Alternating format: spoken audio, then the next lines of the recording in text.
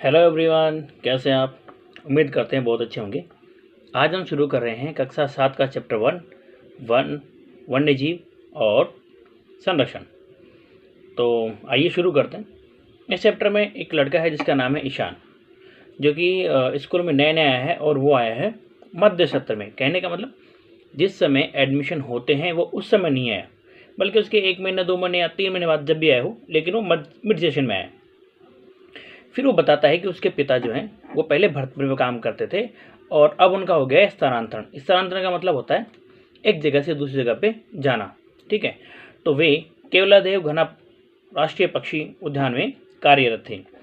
शिक्षक ने कक्षा में बताया कि इस पक्षी उद्यान में साइबेरियन क्रेन यानी सारस, बगुला, बया, कोयल, बटेर जैसे अनेक पक्षी पाए जाते हैं।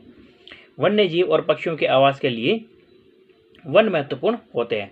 अब ये जो इंट्रो आया, इसके बाद हम देखते हैं कि आखिर हम ये पढ़ क्यों रहे हैं, यानी हम वन्य जीव के बारे में पढ़ क्यों रहे हैं। तो हम सबसे पहले जानते हैं कि वनों का महत्व क्या है, वो क्या कारण है जिसकी वजह से हम इनके बारे में पढ़ते हैं। तो देखिए, सबसे पहले वन प्रकृति के द्वारा दिए हुए अमूल्य उपहार है, ऐसे उपहार जिनका कोई मोल नहीं है। दूसरा, पेड़ पौधों से हमें शुद्ध हवा देने के साथ वर्षा में भी सहयोग करते हैं। पेड़ पौधे वन्य जीवों को आश्रय प्रदान करते हैं। वन प्राकृतिक सुंदरता के साथ जलवायु को सम बनाते हैं और वन आजीविका के साधन भी होते हैं। वनों के अगर आर्थिक महत्व की बात करें तो उनसे प्राप्त होने वाले उत्पादों से लोगों को जो आजीविका प्राप्त होती है। राजस्थान के वनों से इमारती लकड़ी, ईंधन की लकड़ी, तेंदुपत्ता, बांस, गोंद, खस जो कि एक प्रकार की घास है और इससे सुगंधित पदार्थ जो है बनाए जाते हैं और अनेक प्रकार की औषधियाँ प्राप्त होती है। इसका मतलब ये हुआ कि वनों से हमें शुद्ध हवा, वर्षा, जीवों को आश्रय, प्राकृतिक सुंदरता, अच्छी जलवायु और आजीविका के साधन प्राप्त होते हैं। आजीविका के साधन से मतलब है वे साधन जिनसे कोई व्यक्ति कमाकर अपना भरण पोषण करता है। तो ये कुछ महत्व है जिनके कारण हम वनों के बारे में पढ़ रहे हैं। अब देखिए वनों के प्रकार। तो वनों के प्रकार की बात करें तो वनों को देखिए निम्न 2 प्रकारों में बांटा गया है। पहला है प्रशासनिक आधार पर वनों का विभाजन और दूसरा है भौगोलिक आधार पर वनों का वर्गीकरण। प्रशासनिक का मतलब है कि किस प्रकार वनों की व्यवस्था की जाए उस आधार पर, और भौगोलिक का मतलब है कि पृथ्वी के ऊपर जो विशेषताएं हैं, जैसे कहीं पे पर्वत हैं, कहीं पठार है, कहीं मैदान है, उस आधार पर। तो देखिए प्रशासनिक दृष्टि से हैं आरक्षित, सुरक्षित और अवर्गीकृत, और भौगोलिक दृष्टि से हैं उष्णकटिबंधीय कटीले वन, उष्णकटिबंधीय शुष्क पतझड़ वन और अर्ध उष्णकटिबंधीय सदाबहार वन। अब ये क्या होते हैं, कैसे होते हैं, इसके बारे में हम जानते हैं। तो शुरू करते हैं वनों के प्रकार। तो देखिए वनों के प्रकारों की बात करें तो राजस्थान राज्य के कुल क्षेत्रफल का लगभग 10वां भाग वन क्षेत्र है, यानी राजस्थान में 10% वन है। राज्य में सर्वाधिक वन क्षेत्र उदयपुर और सबसे कम वन क्षेत्र चूरू में पाए जाते हैं।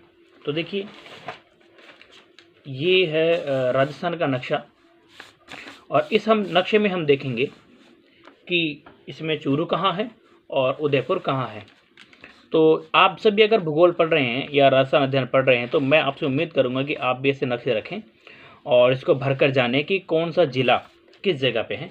तो देखिए ये हमारे पास एक भरा हुआ नक्शा है जिसमें देखेंगे कि उत्तर में ये रहा चूरू, और अगर हम दक्षिण की तरफ आते हैं तो ये रहा उदयपुर शहर जहाँ सबसे ज़्यादा वन है, और चूरू जहाँ सबसे कम वन है। देखिए अब हम वनों के 3 भागों की बात कर लेते हैं। सबसे पहले जो वन है उनमें आते हैं आरक्षित वन। ये वन सरकार के नियंत्रण में होते हैं, पर्यावरण की दृष्टि से महत्वपूर्ण है होने के कारण इस क्षेत्र में पशु चराने, लकड़ी काटने पर पूर्ण रूप से प्रतिबंध होता है। ये कुल वन क्षेत्र के 1/3 से अधिक क्षेत्र पर भी है। 1/3 का मतलब हो गया 33%, यानी 33% से भी ज़्यादा भाग पर ये वन पाए जाते हैं। और यहाँ पे ना तो आप पशु चरा सकते हैं और ना ही लकड़ी काट सकते हैं। दूसरे प्रकार के वन है सुरक्षित वन। यह वन भी सरकार के नियंत्रण में आते हैं। कुछ नियमों के साथ इस क्षेत्र में लकड़ी काटने और पशुओं को चराने की अनुमति दी जाती है। इस प्रकार के वन कुल वन क्षेत्र के आधे से अधिक क्षेत्र पर फैले हैं, यानी 50% क्षेत्र पर ये फैले हैं। अब दोनों में अंतर क्या है? देखिए, ये भी सरकार के नियंत्रण में है, ये भी सरकार के नियंत्रण में है, परंतु आरक्षित वनों में ना तो आप पशु चरा सकते हैं और ना ही लकड़ी काट सकते हैं, लेकिन इन वनों में सरकार कुछ नियमों के साथ आपको पशु चराने और लकड़ी काटने की अनुमति दे सकती है। अब तीसरे प्रकार के जो वन हैं वो आते हैं अवर्गीकृत। अवर्गीकृत का मतलब है कि ना तो आरक्षित में है और ना ही सुरक्षित में है, तो ये किसी कैटेगरी में नहीं। इसका मतलब ये हुआ कि इस क्षेत्र में, वन में पशु चराने, लकड़ी काटने पर किसी भी प्रकार की सरकारी प्रतिबंध नहीं है, यानी एकदम से खुले हैं। आप जाएं, अपने पशुओं को चराएं, लकड़ी काटें, जहाँ पे सरकार का कोई भी नियंत्रण नहीं है।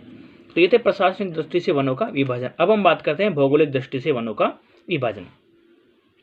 भौगोलिक दृष्टि से वनों का विभाजन, अरावली पर्वतमाला राजस्थान को 2 भागों में बांटती है। देखिए, मैं फिर से एक बार नक्शा दिखाता हूँ आपको। देखिए, ये है हमारा राजस्थान। तो जो अरावली पर्वत श्रेणी है, वैसे तो ये गुजरात से शुरू होती है, ठीक है, लेकिन ये गुजरात से शुरू होने के बाद राजस्थान में आप देखेंगे तो यहाँ से लेकर बिल्कुल पूरा एकदम राजस्थान के बीचों बीच स्थित है। इसलिए राजस्थान के 2 हिस्से हो जाते हैं, एक जो अरावली के पश्चिम में है और एक जो अरावली के पूर्व दिशा में है, ठीक है। तो देखिए, धरातलीय स्वरूप की, धरातल का स्वरूप कैसा है? क्या वहाँ पे पर्वत है, पठार है, मैदान है, जो भी है। और दूसरा जलवायु। जलवायु का मतलब है कि वहाँ पे सर्दी है, गर्मी है, वर्षा है इत्यादि। वर्षा की मात्रा, कितनी वर्षा होती है? 100 सेंटीमीटर, 50 सेंटीमीटर, 20 सेंटीमीटर, जितनी होती हो। और मिट्टियों की विभिन्नता, मिट्टी में अलग अलग प्रकार की होती है, कोई काली है, कोई पीली है, कोई भूरी है आदि। वनस्पतियों को प्रभावित करने वाले प्रमुख कारण हैं। ये कुछ चीज़ें हैं जो वनस्पतियों को प्रभावित करते हैं। उदाहरण के लिए जैसे मान लीजिए रेगिस्तान है, रेतीली ज़मीन है, आपको वहाँ पे पेड़ पौधे नहीं मिलेंगे। लेकिन उसी तरह आप जलोढ़ मृदा की बात करें, जो नदियों द्वारा बहाकर लाई जाती है, और जहाँ नदियाँ हैं वहाँ पे खूब सारे आपको पेड़ पौधे मिलेंगे। तो राजस्थान में भौगोलिक दृष्टि से 3 प्रकार के वन पाए जाते हैं। पहला है उष्णकटिबंधीय कंटीले वन। अब हम सबसे पहले ये जानते हैं कि ये उष्णकटिबंधीय, कंटीले और अर्ध उष्ण क्या है। तो इसके लिए आप देखिए,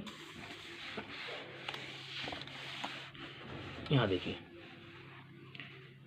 ये देखिए, ये जो बीच में से एक रेखा बनाई गई है, ये एक काल्पनिक रेखाएं। ये जितनी भी रेखाएं हैं सब काल्पनिक रेखाएं हैं। ऐसा नहीं कि आप घर के बाहर निकले और ढूंढने लगे कि कहाँ है भूमध्य रेखा, कोई रेखा नहीं मिलेगी, बस एक काल्पनिक रेखा है जिन्हें पृथ्वी पर बनाया गया है। तो जो बिल्कुल बीचों बीच है, इसका जो अक्षांश है वो 0 डिग्री अक्षांश है और इसको कहते हैं विषुवत रेखा।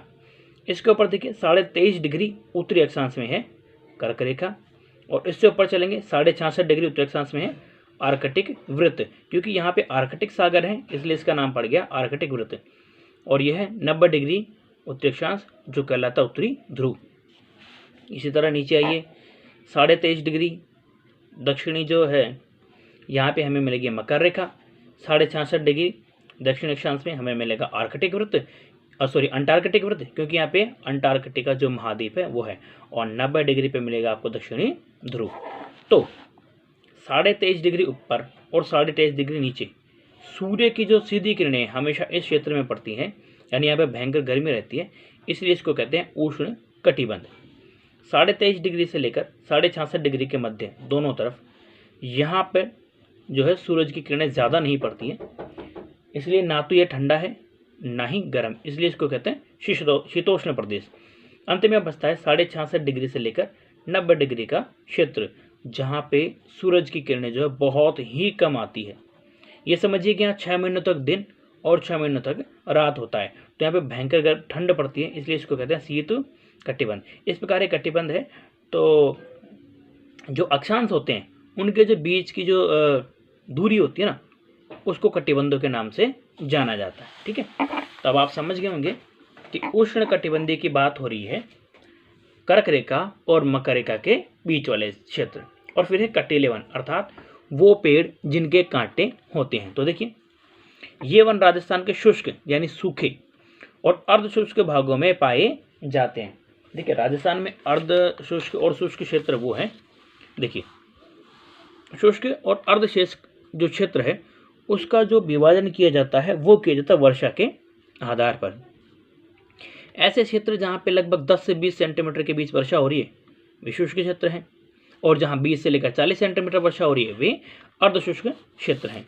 तो देखिए इसमें कहा बीकानेर, चूरू, जैसलमेर, बाड़मेर, नागौर, जोधपुर, सीकर, झुंझुनू और जालौर में इस प्रकार के वन पाए जाते हैं। तो देखिए ये जो जिले हैं जालौर, बाड़मेर, जैसलमेर, बीकानेर, चूरू, नागौर हुआ, तो ये वो बेल्ट है, इसके किनारे किनारे वाली बेल्ट जिसमें इस प्रकार के वन पाए जाते हैं। ऊपर आप गंगानगर, हनुमानगढ़ को देखेंगे तो यहाँ पे क्या है, नहरें हैं, ठीक है, और इधर से घग्गर नदी भी आती है, इसका प्रभाव है, इस कारण यहाँ पे वन नहीं पाए जाते हैं। अब देखिए इनके वनों की विशेषता। इन वनों में झाड़ियाँ और कटीले वृक्ष पाए जाते हैं। मुख्य वृक्ष रोहिड़ा, खेजड़ी,